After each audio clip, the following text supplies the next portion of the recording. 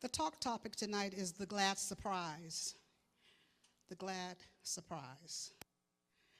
And one of my favorite essays by 20th century mystic Howard Thurman is the glad surprise. And so when I was thinking about a topic for tonight, the glad surprise kept coming up. The glad surprise. When you think about surprise, it means something unexpected or something shocking that happens. And there are all kinds of surprises. You know, there are those that shock us, those that startle us, those that bewilder us, those that disappoint us, those that scare us. But that's not the kind I'm talking about tonight. I'm talking about the glad surprise. Glad meaning happy, making us happy, things that delight us, those things that make us feel good, those things that are life-giving are glad surprises, things that are unexpected, but they're life-giving. And so when I started to think about the glad surprises, there are surprises of all kinds. We can start to look at simple things. And you know, this past Sunday, I was talking about celebrate the temporary and how everything in life is temporary. And everything is temporary. Nothing lasts forever. God is the only forever. But everything else that happens is temporary. And the way that we celebrate the temporary is by being fully present in the moment, by seeing everything, by feeling everything, by hearing everything, by being so present that we are aware of everything that's going on around us. And so when we are in that space of celebrating the temporary, then we can be in a space of recognizing and acknowledging the glad surprises that come. It means that we take nothing for granted. It means that we are open and available and expecting and looking forward to glad surprises in our lives. Because the one thing that Howard Thurman says that glad surprises do, the deeper meaning of a glad surprise is that it brings us hope. It brings us hope. The glad surprise he refers to as spring coming after a long winter, when the buds are on the trees and the birds are in the air and the flowers are beginning to bloom. All of those things after a long winter represent a glad surprise because it's something life-giving. It gives us hope, the hope of spring. In Phoenix, the glad surprise for us is winter,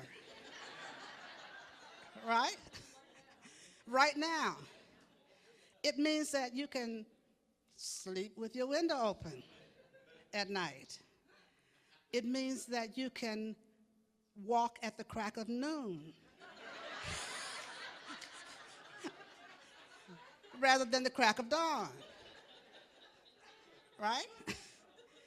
You can actually go for a walk without, you know, a big hat on and sunglasses and all that stuff. You may still need the sunglasses, but still, you can go for a walk at a decent hour.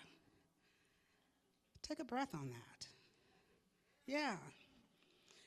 We can pay APS half of what we've been paying them. Is that a glad surprise? Yeah. That bill gets cut in half or more. Yeah. A glad surprise is a report from the doctor that all is well when we were thinking that it wasn't. That's a glad surprise. A glad surprise is having more money in your bank statement than you thought you had, and it's not a bank error. That's a glad surprise. A glad surprise is dreading a confrontation with someone, and it ends up being a conversation that is filled with respect, and it is an amicable conversation. That's a glad surprise. Because you know, when we're anticipating confrontation, we have all those sweaty moments. We have all those sweaty moments. But when we are in that place of openness and open-heartedness, then we are open to it turning out differently. We're open to it turning out in a way that is life-giving, that gives us hope. When we are in a place of being hopeful, then the glad surprises begin to happen more and more. The glad surprises, just think about all the little things in our lives that happen that really make us go, wow, how great is that? A smile when we weren't expecting it. From somebody, the last person we would have think to smile at us. And they do. That kind of connection. A hug when you really need one. And just out of the blue, somebody hugs you. That's a glad surprise. What a blessing that is. What a blessing all these little things are. And when we look at the simple things, that's what we always start with, because those are the things we take for granted. Having food to eat. Having a warm bed to sleep in. Having clothes, a roof over our heads, a car to ride in, or some transportation. Having all those things that seem so simple and seem so small that, as I said, we take for granted. When we are in the moment, when we are celebrating the temporary, we become more and more aware of those things. We become more and more aware of our relationships with each other. We become more and more aware of our relationship with ourselves. We become more and more aware of the love that we have in our lives that we take for granted sometimes, particularly if we've been in a relationship with someone for a long time, or when it's a family member, or whatever, we take them for granted. And I'm inviting us not to do that. I'm inviting us to be so present in the moment that we are appreciative of every moment that we have, every opportunity that we have to say to each other, I love you. The opportunity we have to, and that sometimes is a glad surprise, when we say it to somebody or someone says it to us. Having the opportunity to make eye contact with somebody, making eye contact, making that connection. And I often talk about making a connection with the homeless person standing on the street corner, how important it is to look them in the eye. It doesn't matter whether you're going to give them money or anything at all, but when we pull up to the light and there's someone standing there with a sign, oftentimes we will look away. We'll look down, we'll look the other way or whatever, because there's a kind of a guilt kind of thing that happens, or something, but oftentimes it's guilt because we're not going to give them anything. Do you know how much that diminishes another person?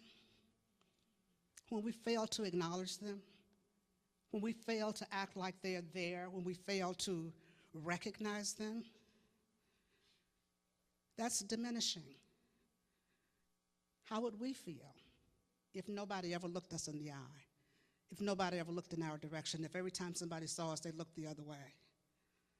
Think about that. And so just making that connection, making that human connection, think about what a glad surprise that can be for someone who hasn't had that in a long time, or someone who feels that they're unworthy of that because so many people treat them that way. We can provide glad surprises in the lives of others without just little things, without any effort at all. And so I'm inviting you to think about that the next time you stop at a light and there's somebody on the corner. Whether you're going to give them money or not, doesn't matter. If you just give them a smile, if you give them a nod, if you make eye contact, that's humanizing. Because when we're not doing that, it's dehumanizing. And so these are the kinds of little things that we don't even think about, but when we're celebrating the temporary, you know, when you're at that light, that's a temporary moment, a real temporary moment. And when you make we hope.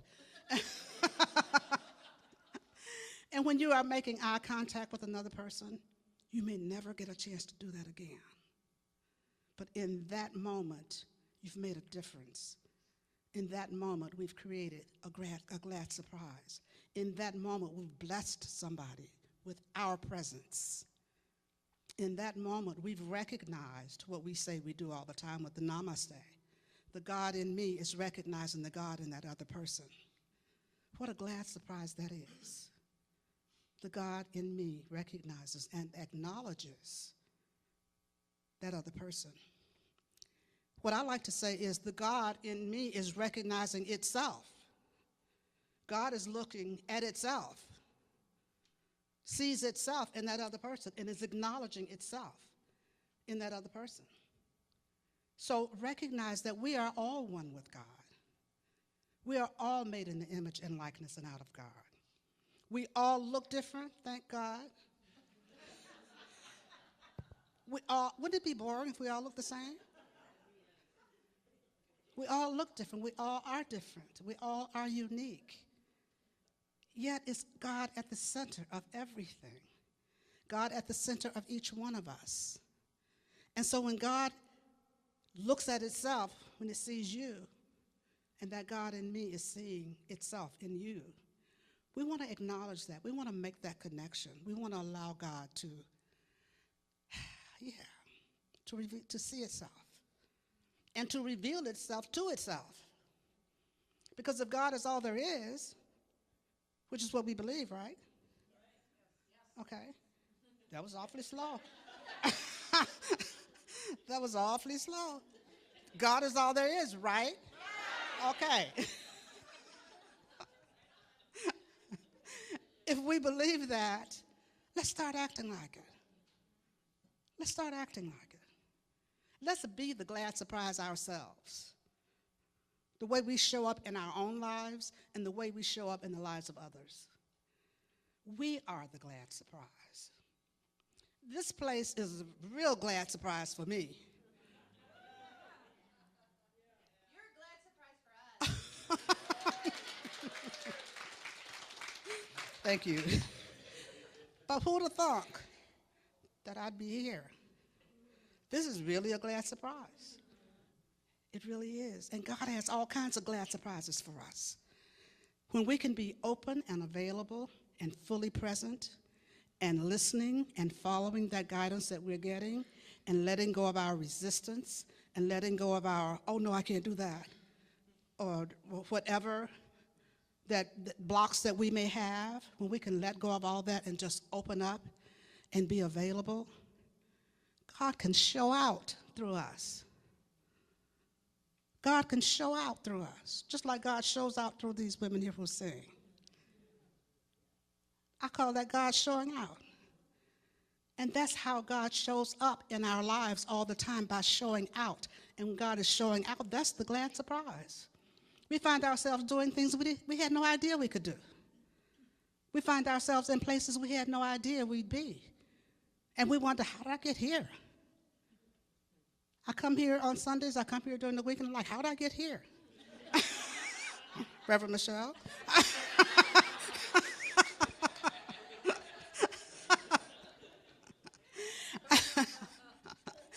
So we want to be thankful. We want to be aware. We want to be present. We want to be that surprise that we want to experience. We want to be that surprise that we want to experience.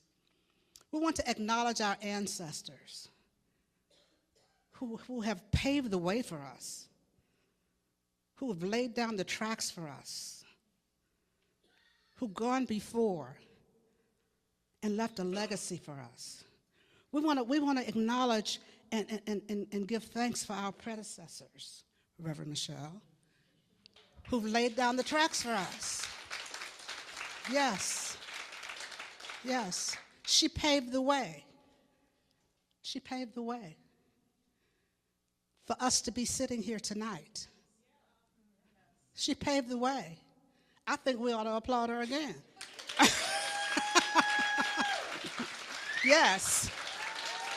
Yeah. Yeah. This is our minister emeritus. Yes, that's what she is. That was a glad surprise, too.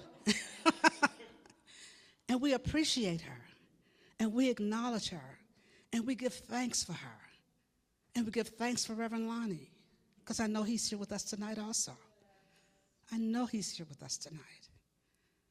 I feel his presence all the time here. And so even in those times that don't feel so good, even in those times when we're grieving, which is what we've been doing for a while, even in those times when we have experienced what appears to be a loss, we know that in the midst of all that, God is. So in the midst of all that, hope is. So in the midst of all that, there's a glad surprise. And all we have to do is open up to receive it, open up to experience it, open up so that it can be revealed to us, and often through us, and many times as us. As us. And so I invite you to celebrate our ancestors and our predecessors. I'm thinking of my father right now. His birthday he was born on November 26th, and that was Thanksgiving Day. And so he celebrated his birthday on Thanksgiving Day every year. And he told us that he only got a year older every 4 years when his birthday fell on Thanksgiving.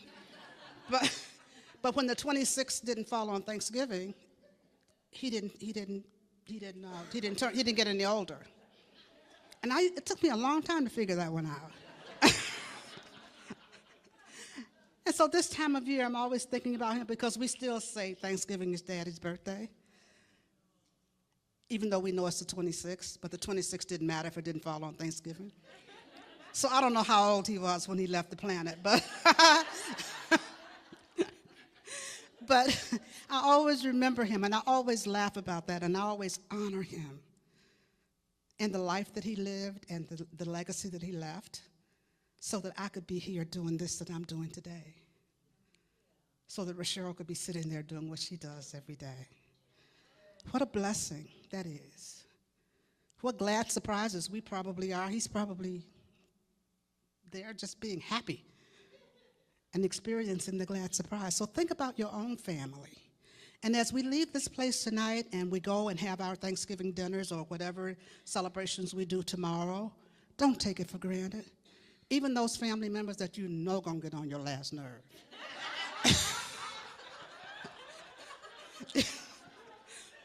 You know, we have some of those.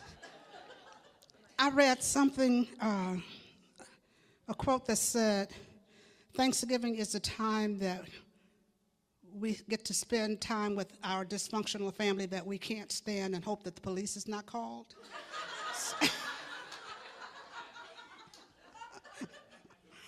So if that's your situation, just take a deep breath and celebrate the temporary, because you know it's not gonna last forever.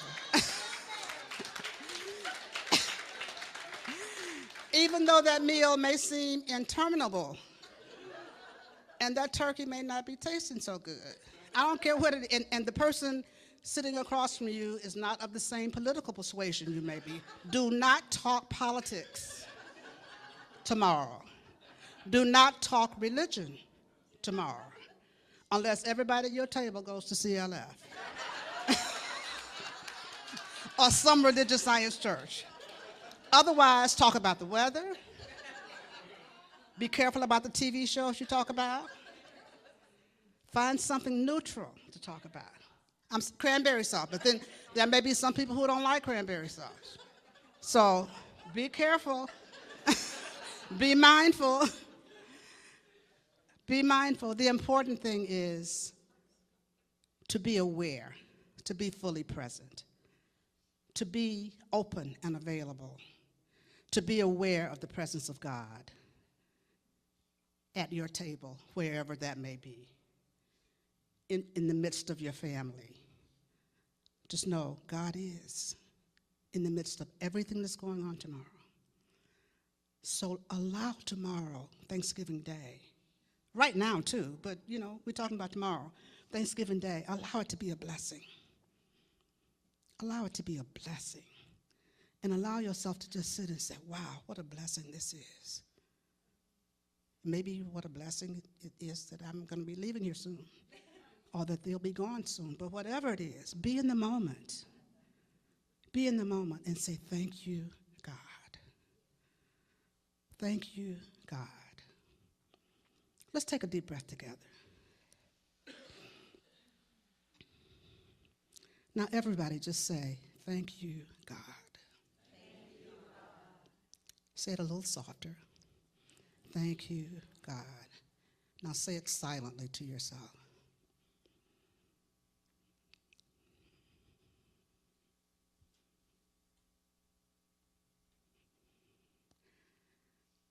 The glad surprise is that's all we ever need to say. The only prayer we ever need to pray, according to Meister Eckhart. Thank you, God. God bless you. Happy Thanksgiving.